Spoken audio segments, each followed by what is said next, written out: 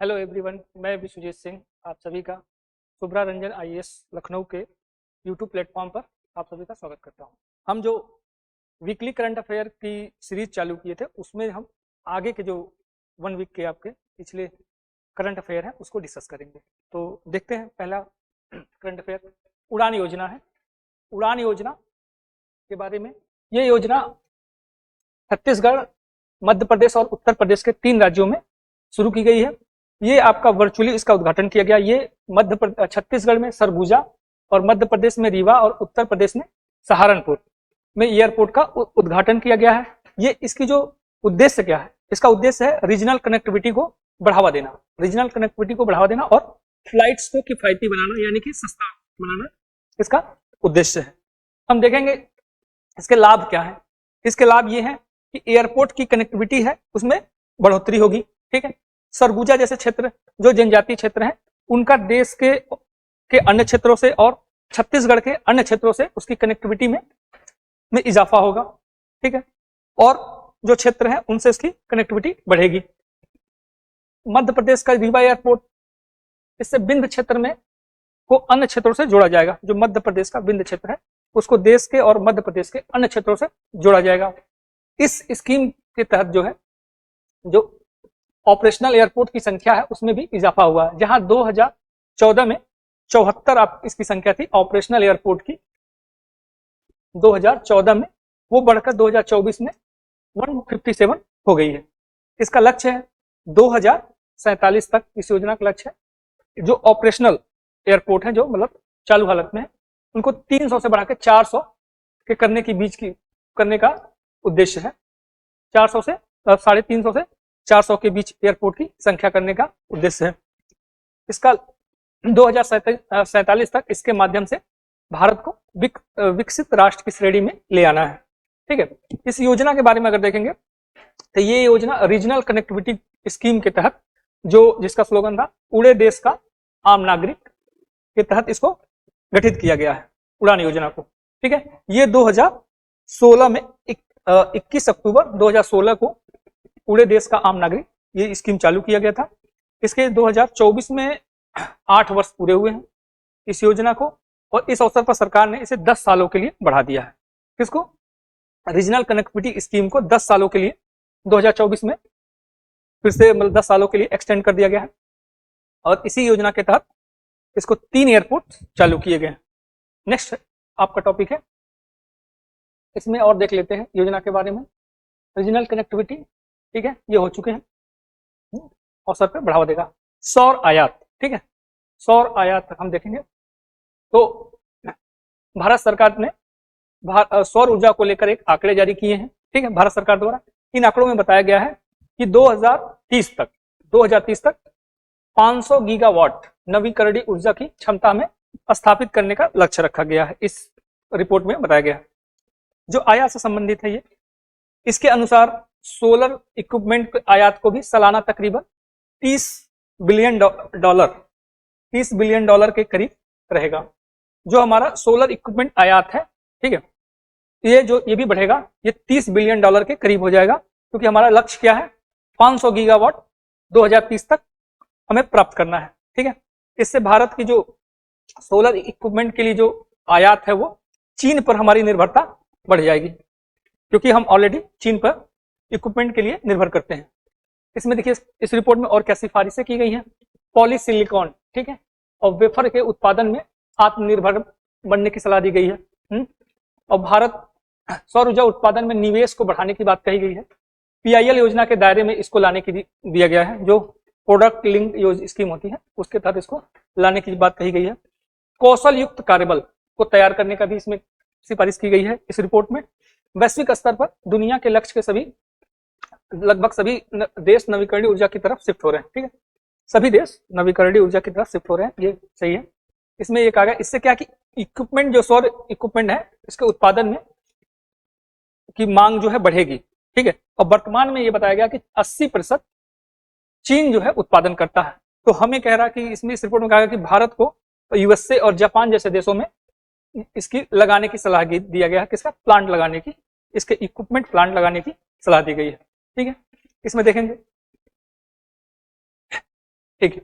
Next है आपका रसायन और पेट्रोकेमिकल विभाग तथा फिक्की ने इंडिया केम 2024 का आयोजित किया है। ठीक है, ये 13वां संस्करण था। ये 13वां संस्करण था किसका? केम इंडिया का। ठीक है, ये एशिया प्रशांत क्षेत्र में रसायन उद्योग के सबसे बड़े संयुक्त आयोजनों में से एक है। अंतर्राष्ट्रीय सम्मेलन और प्रदर्शनी आयोजित किया गया था। भारत का जो रासायनिक और पेट्रोकेमिकल उद्योग है वो कह रहा है कि अभी विकसित होता हुआ है और ये विनिर्माण उद्योग का महत्वपूर्ण भाग है। ठीक है, रासायनिक और पेट्रोकेमिकल जो उद्योग है वो विकसित होता हुआ है और विनिर्माण का महत्वपूर्ण क्षेत्र है। ठीक है, रसायन उद्योग के बाजार हम अगर देखते हैं तो एक है आपका बल्क केमिकल जो डेली यूजेज में होते हैं। इसमें क्या है, ये कम मूल्य के होते हैं, खासियत होती है इनकी, और ये जैसे कि क्षारीय, कार्बनिक और अकार्बनिक रसायन इसमें शामिल होते हैं।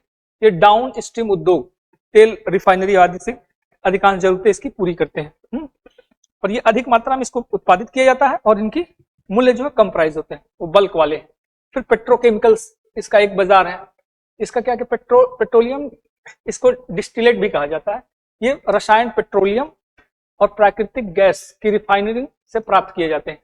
इसमें पॉलीमर, सिंथेटिक फाइबर्स, ठीक है, परफॉर्मेंस प्लास्टिक इत्यादि इसमें आते हैं। फिर स्पेशल जो केमिकल आते हैं उसकी एक बाजार है केमिकल का। ये उच्च मूल्य वाले होते हैं और कम इसका उत्पादन किया जाता है। उदाहरण के तौर पे सर्फेक्टेंट है, टेक्सटाइल केमिकल्स हैं, पेंट, कोटिंग, डाई और एग्रो केमिकल्स में जो एग्रीकल्चर में, कृषि में यूज होते हैं उसकी बात कर रहा है। इसकी जो आर्थिक महत्व देखेंगे, ये कह रहा है कि विनिर्माण उद्योग का जो सकल मूल्य वर्धित है, ठीक है, सकल मूल्य वर्धित में 9% से इसका अधिक और देश के निर्यात में 7% का योगदान देता है। ठीक है, विनिर्माण का जो उद्योग, विनिर्माण के अगर उसमें देखेंगे तो 9% से अधिक है और देश के कुल निर्यात में इसका 7% का योगदान है पेट्रोकेमिकल्स का। फिर अगर विकास क्षमता की बात करते हैं तो वर्तमान में रसायन उद्योग की वैल्यू लगभग 178 बिलियन डॉलर, ठीक है, वर्तमान में इसका जो है वैल्यू है लगभग 178 बिलियन डॉलर का है और 2028 तक ये 300 बिलियन डॉलर होने की और 2040 तक 1 ट्रिलियन डॉलर होने की संभावना है। ठीक है ना, अनुमान है ऐसा कि 2028 तक 30 बिलियन डॉलर और 2040 तक 1 ट्रिलियन डॉलर तक इसका व्यापार पहुंचेगा। ठीक है, वैल्यू, और वर्तमान में कितना है, 178 बिलियन डॉलर है। ठीक है, यानी कि ये आने वाले समय का बहुत ही इमर्जिंग सेक्टर है। फायरोन्स क्या है?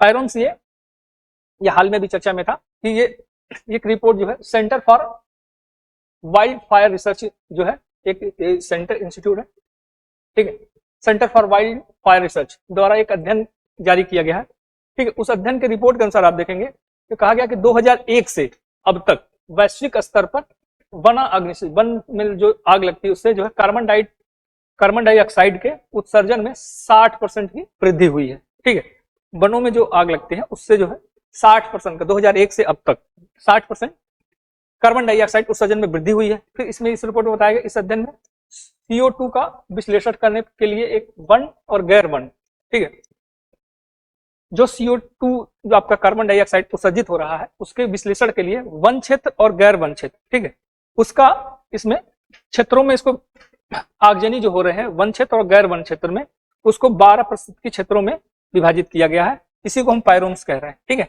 इसको भी देखेंगे डिटेल में। फिर इस रिपोर्ट में यूरेशिया और उत्तरी अमेरिका में बोरियल वनों से उत्सर्जन लगभग 3 गुना तक बढ़ा है। ठीक है, यूरेशिया और उत्तरी अमेरिका में बोरियल वनों से उत्सर्जन लगभग कह रहा है कि 3% बताया गया इस रिपोर्ट में बढ़ा है तथा जलवायु परिवर्तन को इसमें इस वृद्धि के पीछे प्रमुख कारण माना गया है। इसमें 3 गुना वृद्धि की बात की गई है और इसका प्रमुख कारण बताया गया है जलवायु परिवर्तन। वैश्विक स्तर पर यह कहा गया कि वन अग्नि से कार्बन डाइऑक्साइड दहन में 47% की वृद्धि हुई है। ठीक है, कार्बन डाइऑक्साइड की जो दहन की दर है उसमें 47% की वृद्धि हुई है। अब तक वन और सवाना और घास के मैदानों की तुलना में उत्सर्जन में अधिक योगदान दिया। वन अग्नि से जो कार्बन डाइऑक्साइड उत्सर्जित हो रहा है वो उसका कह रहा है कि वनों से और सवाना और घास के मैदानों के जो उत्सर्जित होता है उसकी तुलना में वन अग्नि से कार्बन डाइऑक्साइड अधिक मात्रा में उत्सर्जित हुआ है। पायरोम्स क्या है, इसके बारे में हम देखते हैं। पायरोम्स ऐसे क्षेत्र होते हैं जहां जलवायु, वनस्पति और मानवीय गतिविधियों से प्रभावित, ठीक है, वन अग्नि में समान पैटर्न प्रदर्शित होता है, ठीक है। इससे वन अग्नि में हाल के वर्षों में हुई वृद्धि को बढ़ावा देने वाले कारकों का पता चलता है, ठीक है। ये कह रहा है कि पायरोम्स ऐसे क्षेत्र हैं जो जलवायु, वनस्पति और मानवीय गतिविधियों से प्रभावित वन अग्नि में समान पैटर्न वाले, एक जैसे, ठीक है, एक जैसे पैटर्न को प्रदर्शित करने वाले क्षेत्र होते हैं। और ऐसे हमने 12 क्षेत्रों को इन्होंने डिवाइड किया है, जिसके अपने एक क्षेत्र का अपना अलग पैटर्न है वन अग्नि का, ठीक है। ऐसे 12 क्षेत्रों में डिवाइड किया। पायरोम्स का देखिए का मतलब होता है आग, और बायोम्स का तो पता ही है, बायोम्स, ठीक है।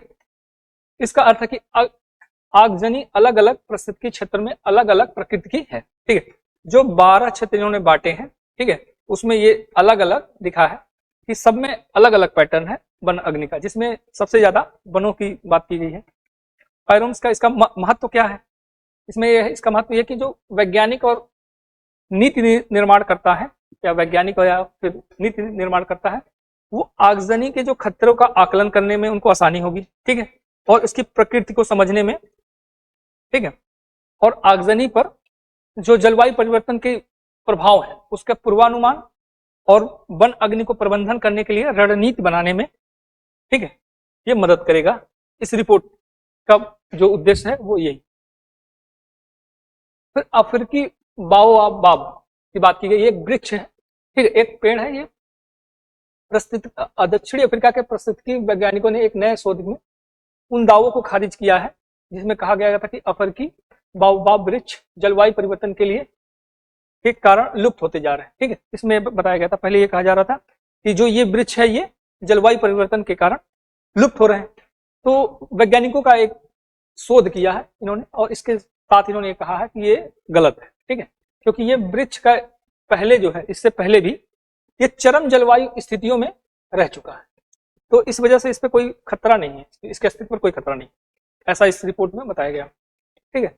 अब इसके बारे में हम देखते हैं, ये अफ्रीका के सवाना क्षेत्र में, ठीक है, अफ्रीका के शुष्क सवाना जो क्षेत्र है इसमें का ये महत्वपूर्ण है, क्योंकि ये मृदा में नमी बनाए रखने और पोषक तत्वों का पुनर्चक्रण करने और मृदा अपरदन को कम करने में सहायक होता है, ठीक है। ये वृक्ष आपका नमी को बनाए रखता है, पोषक तत्वों का पुनर्चक्रण होता है और मृदा अपरदन जो है वो कम करने में सहायक है।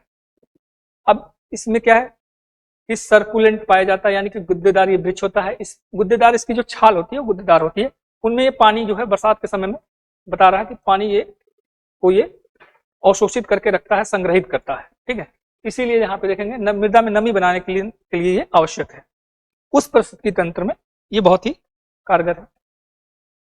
इसमें एक आंतरिक गुहा कह पाई जाती है, जो एक अनूठी इसकी विशेषता है। इसमें वलयाकार आकार का संरचना होती है, जिसमें 3 या 8 तने हो सकते हैं, 3 अलग अलग हो सकते हैं और या 8 तने हो सकते हैं, जिसके बीच में छाल फिर से बन जाती है और थैलीनुमा संरचना बनेगी, जिसमें ये बरसात के समय में जल को संग्रहित करता है।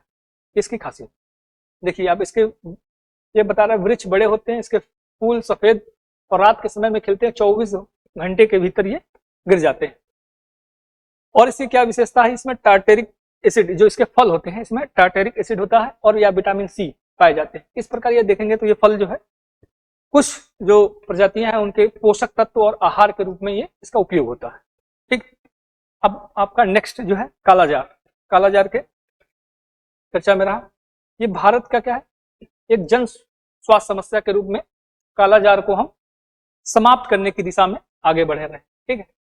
क्योंकि अभी जो, और ये होता क्या है, विसेरल लिस्मेनिया, ठीक है, विसेरल लिस्मेनिया से ये होता है प्रोटोजोआ के कारण।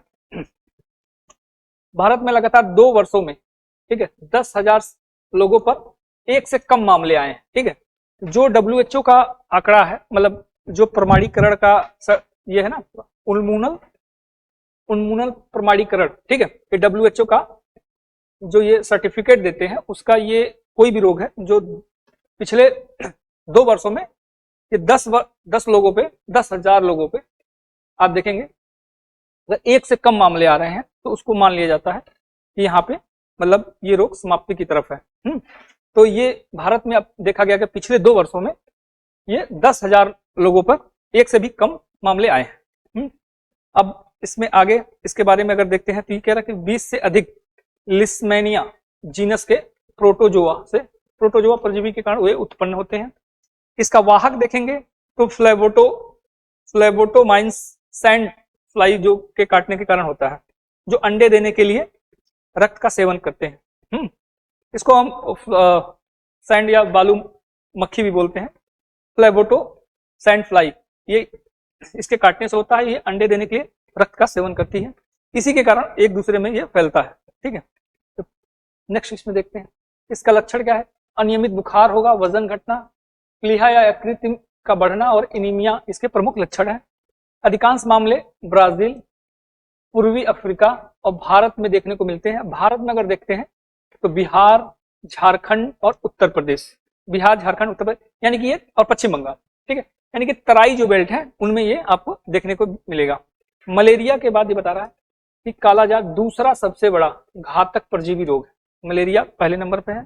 ठीक है, इसमें ये परजीवी से होने वाले रोगों में, और दूसरे नंबर पे ये। नेक्स्ट आपका है UV photo detector. UV photo detector Bharat में पहली बार, ठीक है, हीरा आधारित डीप अल्ट्रावायलेट फोटो डिटेक्टर का विकास किया गया है। ये जो है डीप अल्ट्रावायलेट फोटो डिटेक्टर है, हीरा आधारित। ठीक है, ये आईआईटी दिल्ली के साथ इसका समझौता किया गया है। ठीक है, इसके विकास के लिए आईआईटी दिल्ली के साथ समझौता किया गया है। इसके बारे में अगर देखते हैं तो ये क्या है कि ऑप्टो इलेक्ट्रॉनिक उपकरण जो प्रकाश अन्य विद्युत चुंबकीय विकिरण, प्रकाश या अन्य विद्युत चुंबकीय जो है विद्युत चुंबकीय विकिरण को विद्युत संकेतों में परिवर्तित करता है। या एक प्रकार का लघु करंट जैसा होगा, या फिर वोल्टेज जो उत्पन्न करता है। ठीक है, जिससे क्या हम उसको माप सकते हैं। अब इसको देखते हैं हीरा आधारित यूवी फोटो डिटेक्टर के बारे में क्या है। हीरे की यूवी फोटोन संवेदनशीलता उच्च होती है। ठीक है, हीरे की जो है यूवी फोटोन संवेदनशीलता उच्च होती है। इसके कारण यह विशेष रूप से डीप यूवी प्रकाश का पता लगाता है। विषम दशाओं में यानी कि विकिरण में और ताप के कारण होने वाली क्षति के प्रति प्रतिरोधी होता है। एक इसका जो यूज होगा वो देखिए कमरे के तापमान पर भी और उच्च तापमान पर भी ये उच्च क्षमता को प्रदर्शित करता है। ये इसकी खासियत है। ठीक है, कमरे के तापमान पर या फिर बहुत ज्यादा तापमान, उच्च तापमान पर भी ये अपनी उच्च दक्षता को प्रदर्शित करता है। इसका उपयोग कहाँ है? यूवी इमेजिंग में। ठीक है, संरक्षित संचार और जैविक और मिलिट्री डिटेक्शन में हम इसका उपयोग कर सकते हैं। आर्थिक स्वतंत्रता रिपोर्ट नेक्स्ट आपका है। आर्थिक स्वतंत्रता रिपोर्ट, इसको आप देखेंगे तो फेजर इंस्टीट्यूट ने जारी किया है। आर्थिक स्वतंत्रता रिपोर्ट 2024 को जारी किया फेजर इंस्टीट्यूट ने। आर्थिक स्वतंत्रता रिपोर्ट 2024, ठीक है, ये आपका, ठीक है, विश्व के 165 देशों में, ठीक है, के आधार पर इसकी रैंकिंग प्रदान की गई है। किस हद तक इसकी नीतियों और संस्थान लोगों को अपने आर्थिक विकल्प चुनने की अनुमति देते हैं। इस सूचकांक में भारत का जो स्थान है वो 84 है, 84वां स्थान पे भारत है। इस समग्र सूचना तैयार करने के लिए 5 व्यापक क्षेत्रों और डेटा पॉइंट्स का हम उपयोग करते हैं। 5 क्षेत्रों के आधार पर हम जो आर्थिक स्वतंत्रता रिपोर्ट तैयार किए जाते हैं। इसमें है सरकारी नियंत्रण, ठीक है, इसमें हम देखते हैं राजकोषीय नीतियों की भूमिका क्या है। फिर कानूनी व्यवस्था और संपत्ति का अधिकार, इसमें न्यायालयों की निष्पक्षता और संपत्ति की सुरक्षा इसमें देखी जाती है। साउंड मनी, साउंड मनी, ये देखिए क्या साउंड मनी, मुद्रास्फीति की कम और स्थिर दरों को भी इसमें शामिल किया जाता है। मुद्रास्फीति की जो है महंगाई की आप कम और जो स्थिर दरें हैं उसको शामिल किया जाता है। अंतर्राष्ट्रीय स्तर पर व्यापार करने की स्वतंत्रता, ठीक है, सुविधाजनक मंजूरी और कस्टम, ठीक है, मतलब कि इसमें जो सुविधाजनक मंजूरी का मतलब ये है कि जो भी नॉर्म्स वगैरह है, ठीक है, उसकी मंजूरी आपको कितनी आसानी से मिल रही है, जिसे ईज ऑफ डूइंग की तरह से आप समझ सकते हैं। और कस्टम पे क्लियरेंस वगैरह क्या है। विनियमन, बाजारों में प्रवेश और प्रवेश पर प्रतिबंध, ठीक है, ये भी इसका है कि किसी आपके बाजार में एंटर करने के लिए प्रतिबंध की स्थिति क्या है, ठीक है, ये भी, ये 5 आधारों पर इसका मूल्यांकन किया जाता है। इस सूचकांक में हांगकांग जो है आपका सर्वोच्च रैंकिंग पे है, ठीक है, जबकि वेनेजुएला सबसे निचले स्थान पर है, 165वां स्थान बताया गया है।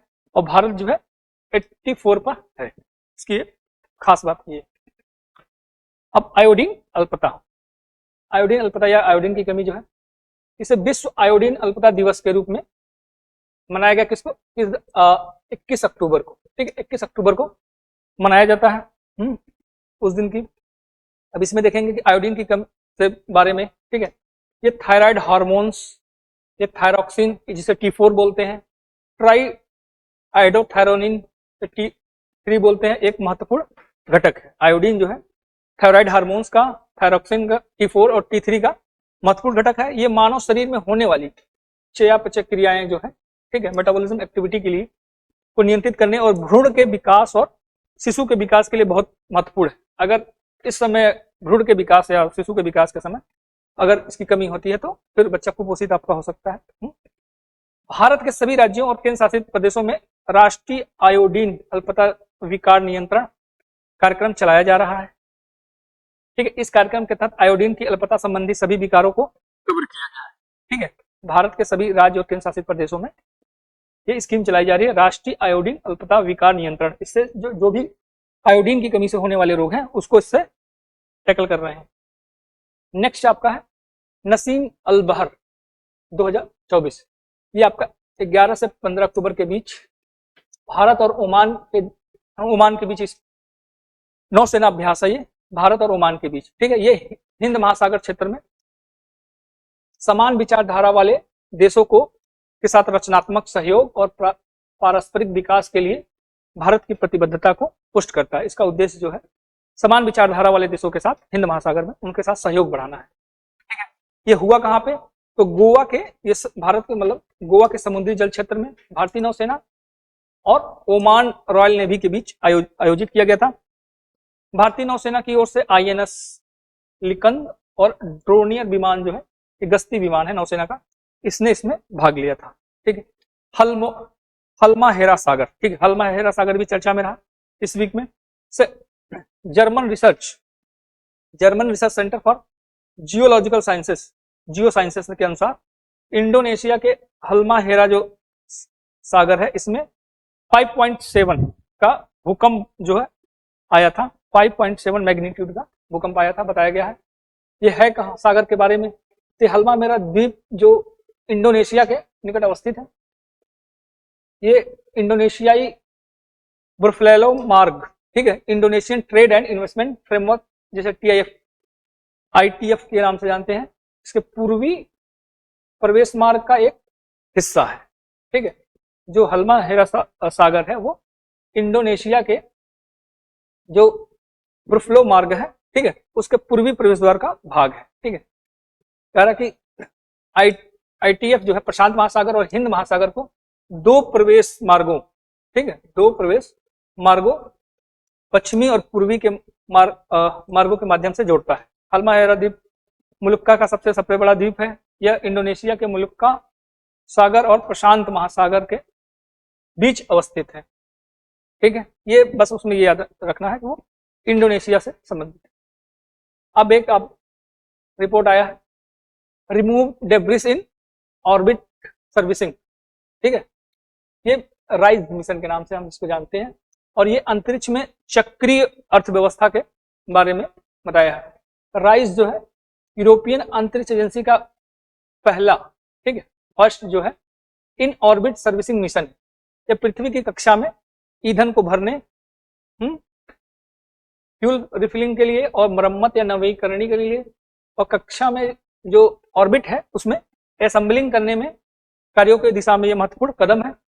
अंतरिक्ष में यह चक्रीय व्यवस्था के लिए आवश्यक है। ठीक है, इसमें क्या है, ये यूरोपियन एजेंसी का है और इसमें क्या क्या इससे हो सकते हैं? पृथ्वी की कक्षा में हम ईंधन को रिफ्यूल कर सकते हैं, मरम्मत कर सकते हैं और असेंबलिंग कर सकते हैं। ठीक है, ये 2028 में विक्षेपित किया जाएगा और ये भू स्थिर उपग्रहों को डॉक करने और उनकी कक्षा को नियंत्रित करने की इसे क्षमता होगी। ठीक है, जो भू स्थिर जियो स्टेशनरी जो सैटेलाइट है उनको हम डॉक कर सकते हैं और उनको नियंत्रित कर सकते हैं। डॉक कहाँ करते हैं? जब वो देखेंगे भू स्थिर कक्षा से लगभग 100 किलोमीटर ऊपर, ठीक है, ऊंचाई पर पहुंचेगा जहां से सैटेलाइट को उसकी उसके मिशन के समाप्त होने पर उसको पार्क किया जाता है, डॉक करते हैं इसको, ठीक है।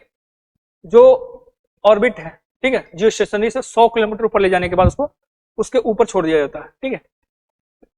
और ऐसे उपग्रहों को, इन क्षेत्रों को कह रहा है कि उपग्रहों का ग्रेवयार्ड या पार्किंग स्थल कहते हैं। चक्रीय अर्थव्यवस्था के बारे में आप समझिए। अंतरिक्ष में चक्रीय अर्थव्यवस्था यानी कि सर्कुलर इकोनॉमी की व्यापक अवधारणा से प्रेरित है। इसमें चक्रीय अर्थव्यवस्था या सर्कुलर इकोनॉमी का उद्देश्य है कि अपशिष्ट को कम करना। इस पूरे जो मिशन का उद्देश्य है वो यही है, अपशिष्ट को कम करना और संसाधनों का अधिकतम उपयोग करना, उपयोग को सुनिश्चित करना। जैसे कि काफी जो ऑर्बिट में काफी संख्या में ऐसे सैटेलाइट या सैटेलाइट के पार्ट्स पड़े रहते हैं जो यूज में नहीं है, जिससे क्या है कि उनके बीच टक्कर होने की, सैटेलाइट के बीच टक्कर होने की संभावना बनी रहती है। चक्रीय अवस्था मुख्य घटक क्या है? उपग्रहों का नवीकरण और उनकी मरम्मत करना, ठीक है, अंतरिक्ष में मौजूद मलबे को हटाना और क्षुब्ध ग्रहों या चंद्रमा से लाए गए संसाधनों का उपयोग करना। इसकी महत्व क्या है? तो मैंने अभी बताया आपका, अंतरिक्ष में मौजूद मलबे की मात्रा को कम करना और उपग्रहों के बीच टकराव और मलबे के अतिरिक्त निर्माण जोखिम को कम करने में मदद मिलेगी, ठीक है। टकराव और मलबे के अतिरिक्त निर्माण को कम करने में मदद मिलेगी, इसका मेन उद्देश्य यही है। अंतरिक्ष में सामग्रियों के पुनर्उपयोग और पुनर्चक्रण से संसाधनों का संरक्षण बढ़ेगा, ठीक है। मेन इसका उद्देश्य यही है कि जो अतिरिक्त कचरा है उसका और निर्माण ना हो, ठीक है, और जो है उसको हम कम कर सके, ये इसका बेसिक उद्देश्य है।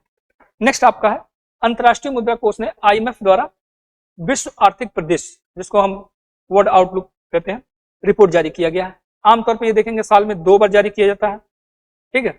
विश्व आर्थिक परिदृश्य अल्पावधि और मध्यम अवधि में ये क्या है कि वैश्विक अर्थव्यवस्था का विश्लेषण इसमें होता है। इस रिपोर्ट में क्या है, इसके मुख्य बिंदु आप देखेंगे तो वैश्विक अर्थव्यवस्था कहा गया कि 2024 और 2025 में 3.2 पर स्थिर रहेगी, ठीक है।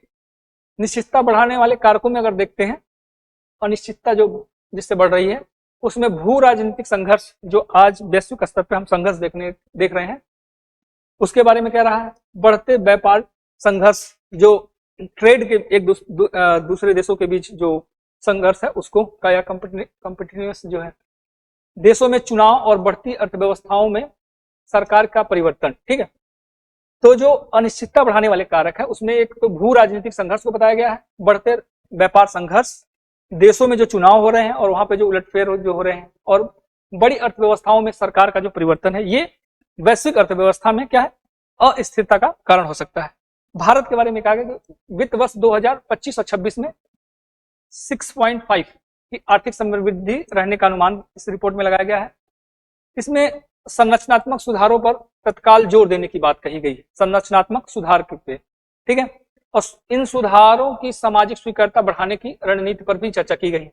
एक तो संरचनात्मक सुधार की बात की गई है और इस पे उन सुधारों को सामाजिक स्वीकार्यता, ठीक है, समाज में स्वीकार्यता बढ़े, इस पे भी बात की गई है।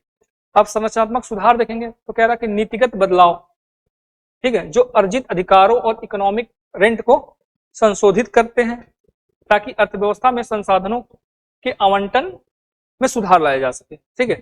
स्ट्रक्चरल जो रिफॉर्म की बात हो रही है उसमें क्या है, नीतिगत बदलाव की बात कर रहे हैं।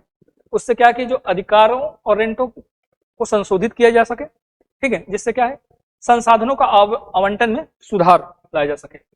सामाजिक स्वीकार्यता के बारे में कहा गया है कि इन जो संरचनात्मक सुधार हो रहे हैं समाज में, ठीक है, उसकी स्वीकार्यता करना मुश्किल होता है, ठीक है। तो कह रहा है कि ऐसा इसलिए क्योंकि इन सुधारों से होने वाले लाभ का समाज और अलग अलग समय में समान रूप से वितरण नहीं हो पाता है, ठीक है। तो जो ये सुधार हो रहे हैं, ठीक है, उनका समाज में जो वितरण है वो समान रूप से और अलग अलग समय पर नहीं हो पाता है, मतलब अलग अलग समय पर समान रूप से वितरण नहीं हो पाता है, जिससे क्या है कि इसकी हानि की जिम्मेदारियां समान रूप से सुनिश्चित नहीं होती है, ठीक है। तो इससे क्या है कि स्वीकार्यता जो है समाज में नहीं बढ़ेगी, इसको बढ़ाने की बात की गई। अब आपका नेक्स्ट है करतारपुर साहिब कॉरिडोर। ये भारत और पाकिस्तान ने करतारपुर साहिब कॉरिडोर का समझौते को अगले 5 वर्षों के लिए बढ़ा दिया गया, ठीक है। फिर से जो है 5 वर्षों के लिए बढ़ा दिया गया। इसे 2019 में हस्ताक्षर किया गया था, ये 5 वर्षों के लिए वैध था। अब इसे फिर से नवीनीकृत किया गया है।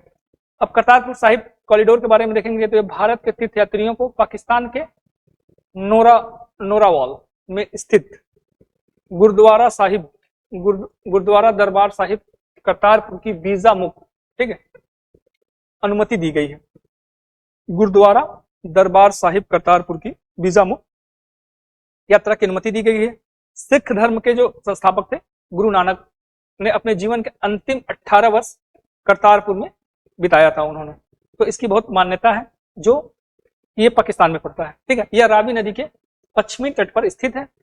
गुरुद्वारा श्री करतारपुर साहिब भारत के पंजाब के गुरुद्वारा जिले के ऐतिहासिक शहर डेरा बाबा नानक के पास भारत पाकिस्तान सीमा से 450 किलोमीटर दूर 4.5 किलोमीटर दूरी पर स्थित है।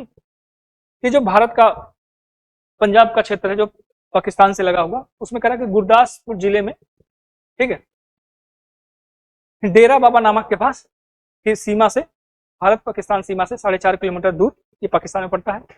और यहाँ पे एक डेरा बाबा नानक करतारपुर साहिब कॉरिडोर भी बनाया जा रहा है, जिसका भारत पाकिस्तान सीमा से 4.1 किलोमीटर लंबा 4 लेन ये मार्ग है, ठीक है।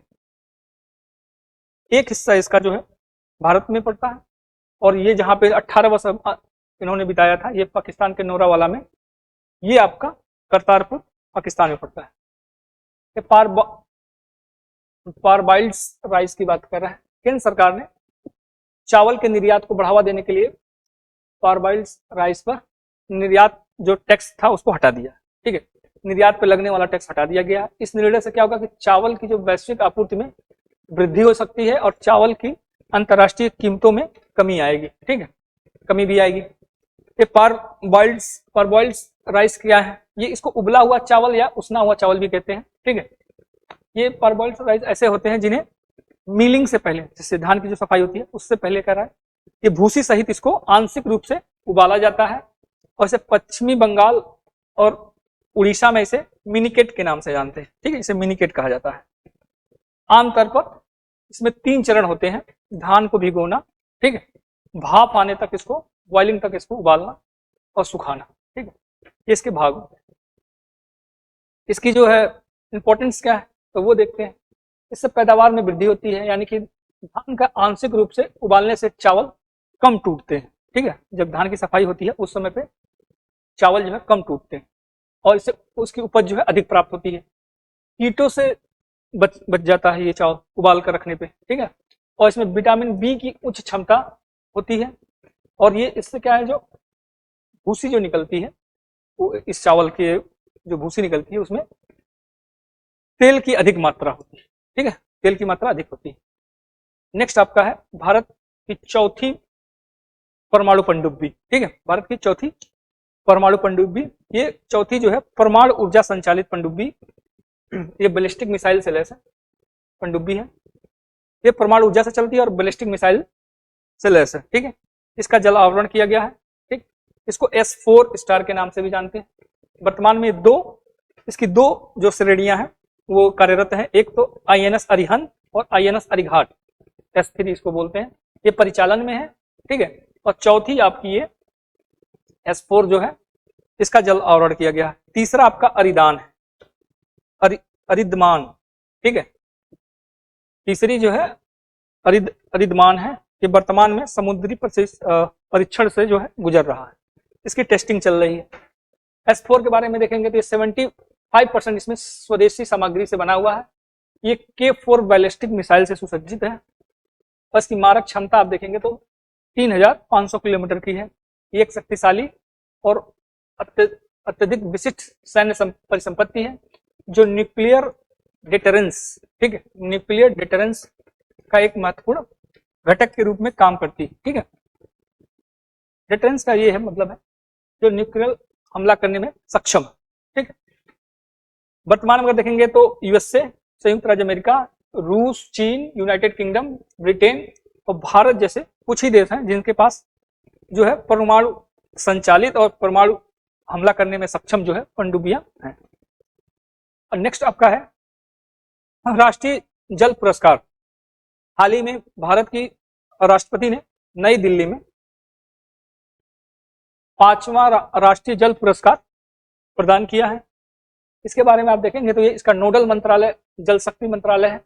इसका उद्देश्य क्या है इस पुरस्कार का, तो लोगों के बीच क्या है, जल संरक्षण की जागरूकता पैदा करना और उन्हें सर्वोत्तम जल उपयोग प्रथाओं को अपनाने के लिए प्रेरित करना। ठीक है, ये इसका उद्देश्य है।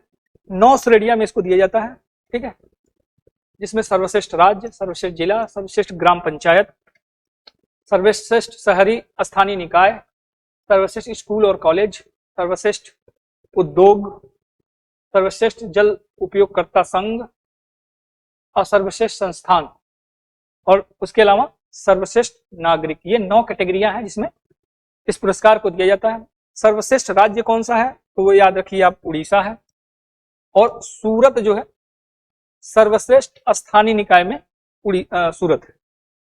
नेक्स्ट आपका है, ये इस हफ्ते आपका चर्चा में रहा, सुप्रीम कोर्ट ने अपना एक निर्णय दिया है जिसमें कहा गया कि जो औद्योगिक एल्कोहल या इसे डीनेचर्ड स्पिरिट भी बोलते हैं, ठीक है, को विनियमित करने का अधिकार राज्यों के पास।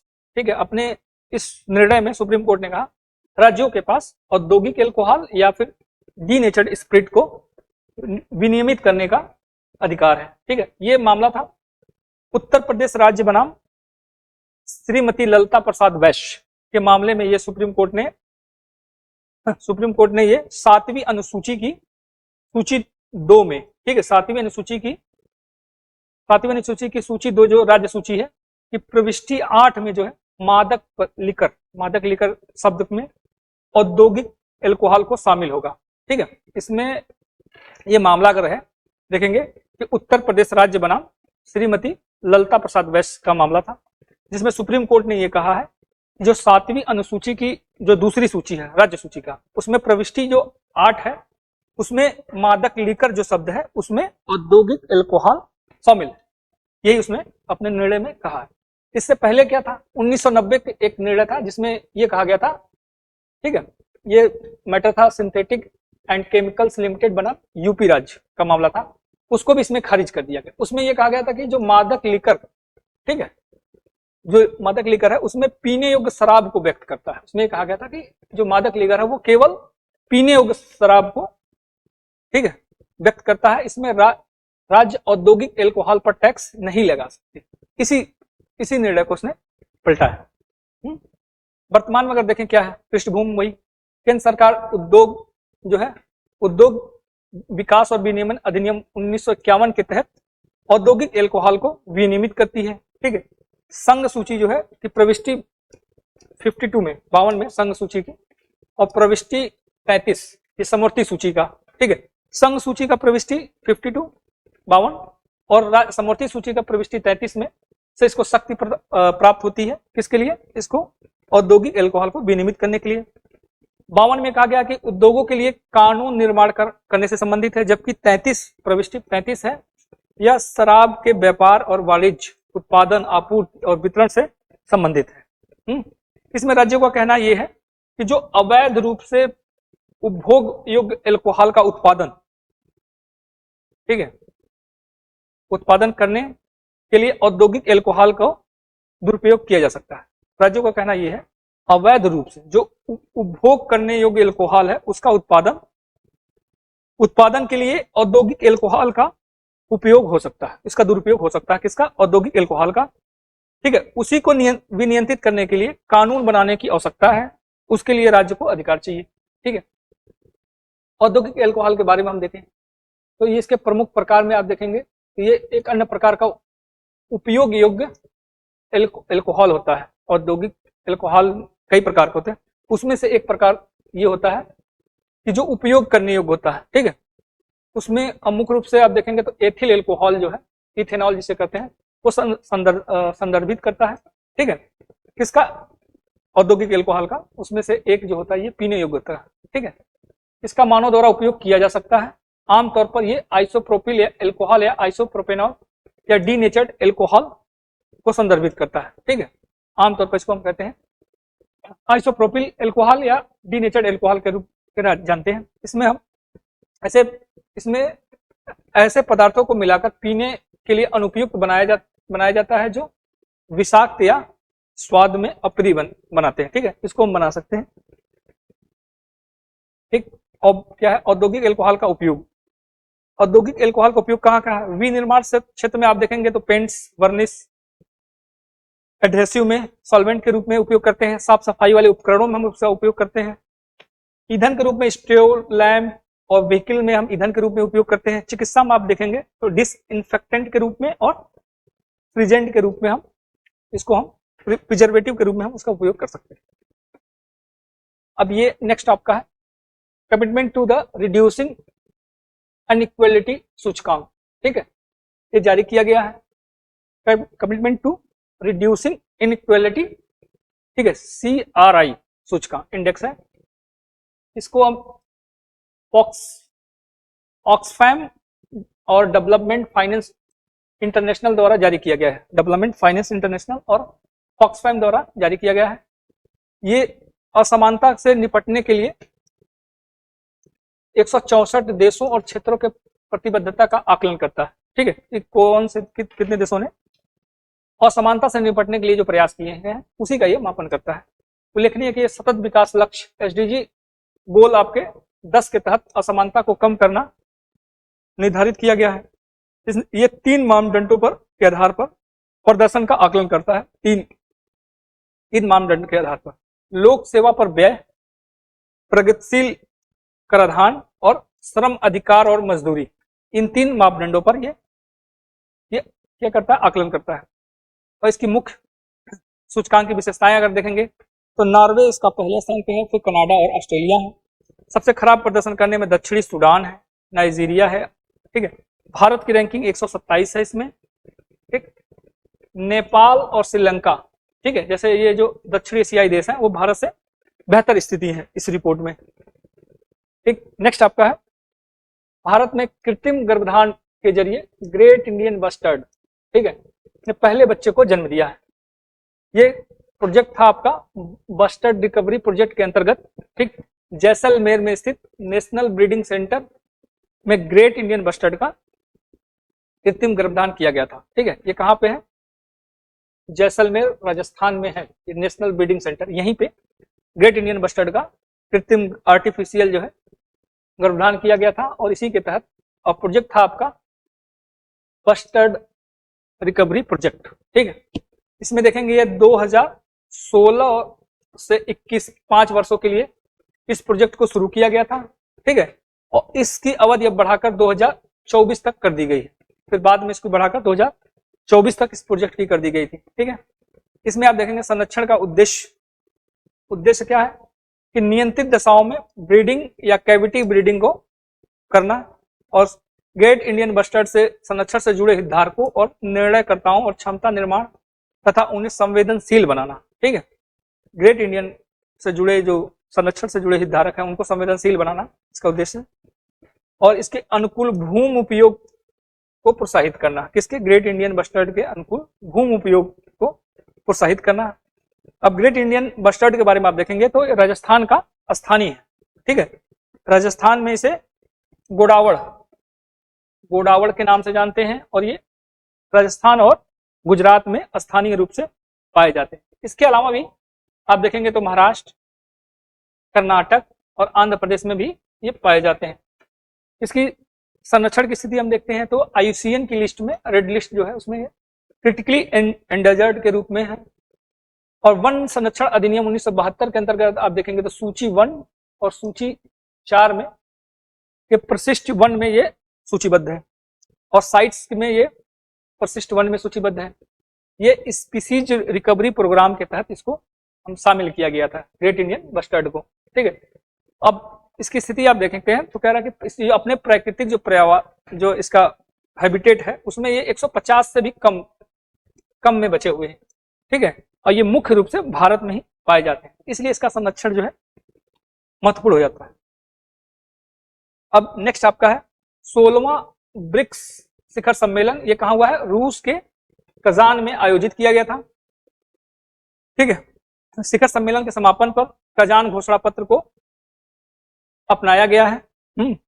अब ये देखती है कजान घोषणा पत्र क्या है, एक व्यापक दस्तावेज है जिसमें सहयोग के प्रमुख क्षेत्रों और वैश्विक मुद्दों पर ब्रिक्स के एकीकृत रूप को दर्शाया गया है। ठीक है, कजान घोषणा पत्र में कह रहा है कि एक व्यापक दस्तावेज है, इसमें सहयोग के जो प्रमुख क्षेत्र किन किन बिंदुओं पर जो ब्रिक्स देश हैं उनके बीच सहयोग और जो वैश्विक मुद्दे हैं उन पर जो है बस जो ब्रिक्स कंट्रीज हैं उनका क्या रुख है इसमें दर्शाया गया है।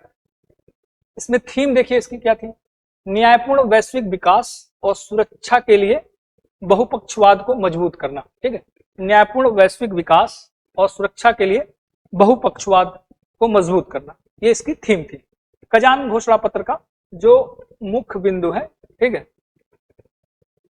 मुख्य बिंदु इसके अंतर्गत देखेंगे अंतर्राष्ट्रीय वित्त व्यवस्था में सुधार करने के लिए सहयोग हेतु प्रतिबद्धता व्यक्त की गई है। जो अंतर्राष्ट्रीय वित्तीय व्यवस्था है उसमें सुधार के लिए सहयोग, एक दूसरे का सहयोग करने के लिए प्रतिबद्धता व्यक्त की गई है। ठीक है, इसमें आपके 3 पॉइंट्स मेन है।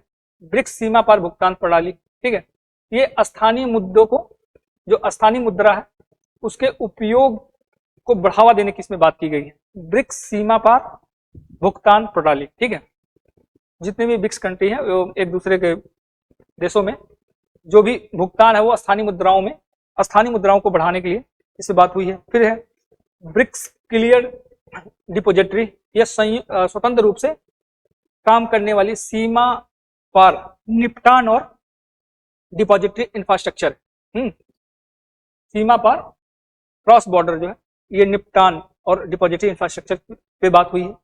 फिर ब्रिक्स इंटर कोऑपरेशन मैकेनिज्म, ठीक है, इसका उद्देश्य क्या है, जो परियोजनाएं अन्य देशों में चल रहे हैं, ठीक है, या प्रोजेक्ट के लिए नई वित्तीय पद्धतियों और दृष्टिकोणों को सुगम बनाना और उन्हें आगे बढ़ावा देना इसका उद्देश्य है। इससे वित्तीय लेन देन स्थानीय मुद्राओं के उपयोग की संभावनाओं को भी तलाशना है। ठीक है, ब्रिक्स इंटर कोऑपरेशन मैकेनिज्म ये है जो प्रोजेक्ट चल रहे हैं अन्य देशों में, ब्रिक्स कंट्रियों के एक दूसरे के, उसमें क्या है कि जो वित्त की जो फाइनेंसिंग की जो पद्धतियां हैं उसको लेकर और सुगम बनाना और नई पद्धतियों को अपनाने की भी बात की गई है। स्थानीय मुद्राओं के उपयोग की भी बात इसमें की गई है। ठीक है, जैसे इसमें रूस है, ठीक है, तो रूस में आप देखेंगे क्या है, उस पर कई सारे प्रतिबंध लगे हुए हैं। ठीक है, तो इससे क्या है कि उसको जो फाइनेंस करने की दिक्कत है, जो अन्य देशों में उसके प्रोजेक्ट चल रहे हैं उसमें प्रॉब्लम आ सकती है, तो उसी के अंतर्गत ये नई पद्धतियों का विकास करना है, स्थानीय मुद्राओं का, ठीक है, उपयोग को बढ़ावा देना है, ये सब उसके उसमें बात कही गई है घोषणा पत्र में। फिर है ब्रिक्स ग्रेन एक्सचेंज, रूस इसका प्रस्ताव रखा है।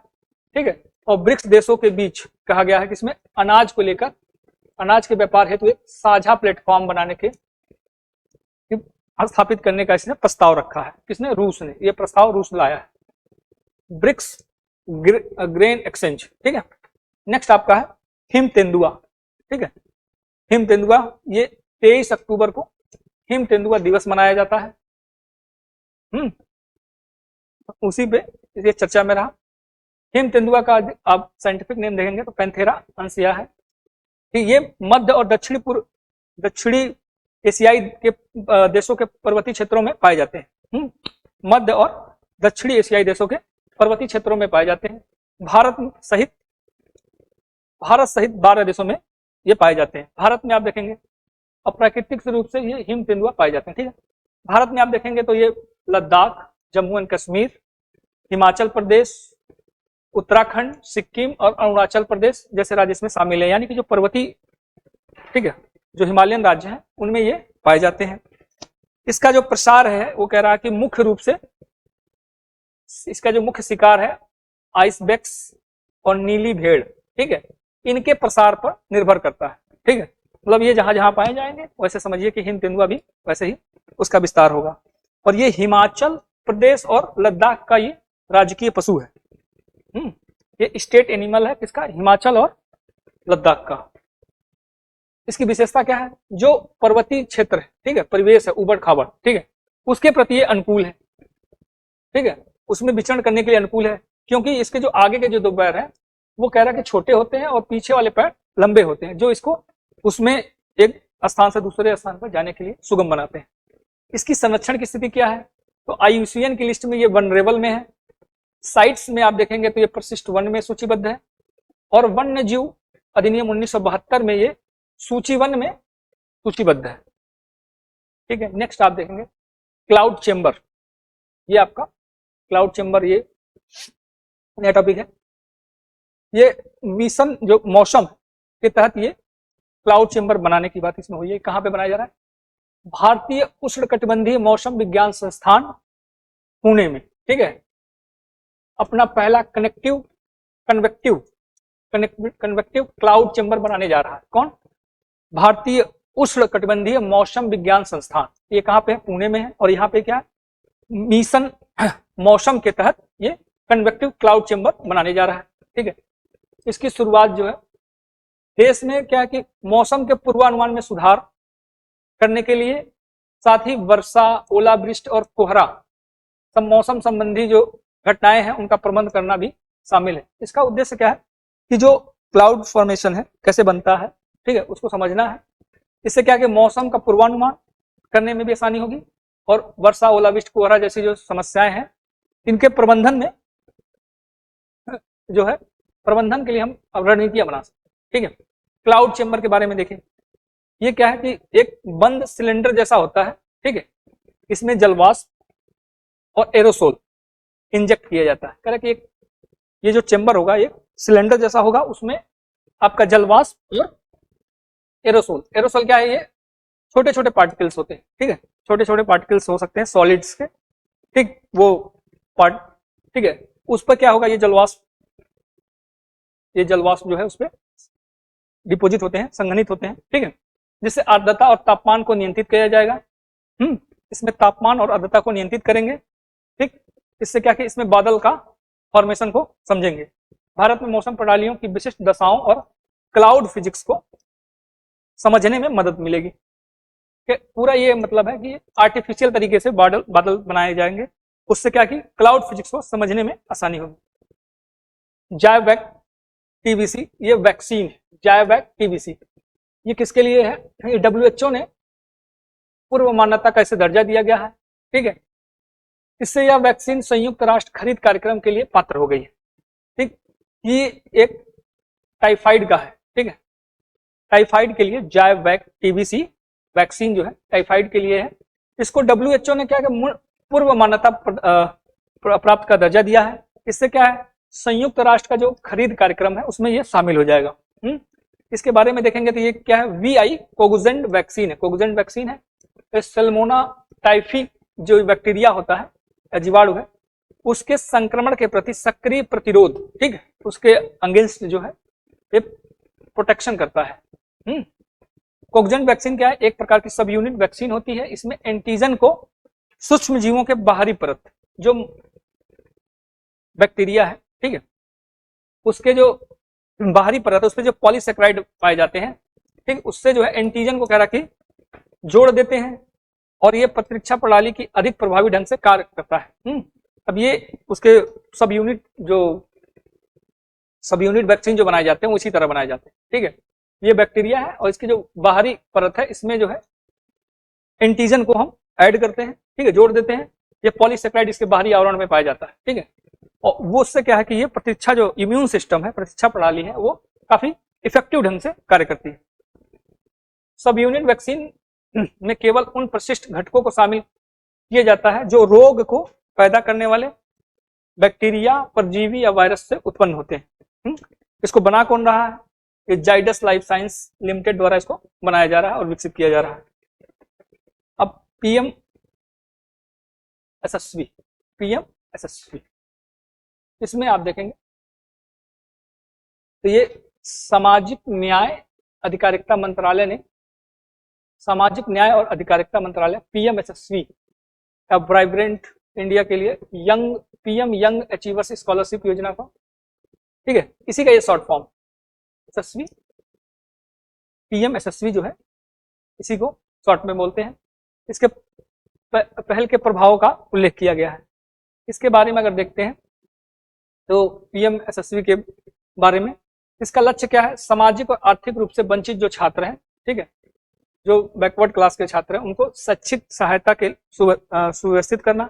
ये एक अम्ब्रेला प्रोग्राम है। इसका अन्य पिछड़ा वर्ग, आर्थिक रूप से पिछड़ा वर्ग, ठीक है, इकोनॉमिक बैकवर्ड क्लास इसको बोलते हैं, और विमुक्त जनजातियों के छात्रों को गुणवत्तापूर्ण शिक्षा, ठीक है, क्वालिटी एजुकेशन, ठीक है, गुणवत्तापूर्ण शिक्षा देने की बात की गई है। तो ये जो विमुक्त जनजातियां हैं ये क्या होती हैं, डीएनटी जिसको बोलते हैं, ठीक है, विमुक्त जनजातियां, ये जो है इसका फुल फॉर्म होता है डीनोटिफाइड ट्राइब्स। डीनोटिफाइड ट्राइब्स ये ऐसी जनजातियां हैं जो अंग्रेजी शासन के दौरान, ठीक है, 1871 अंग्रेजी शासन के दौरान ब्रिटिश इंडिया के समय, ठीक है, 1871 में 1871 जो आपराधिक कानून था, जनजाति आपराधिक कानून, ठीक है, जनजाति आपराधिक कानून था 1871 का, उसके अंतर्गत कुछ ऐसे समुदाय थे जिनको जन्मजात आधार पर, ठीक है, उनको जन्मजात आधार पर अपराधी घोषित किया गया था। किसके अंतर्गत?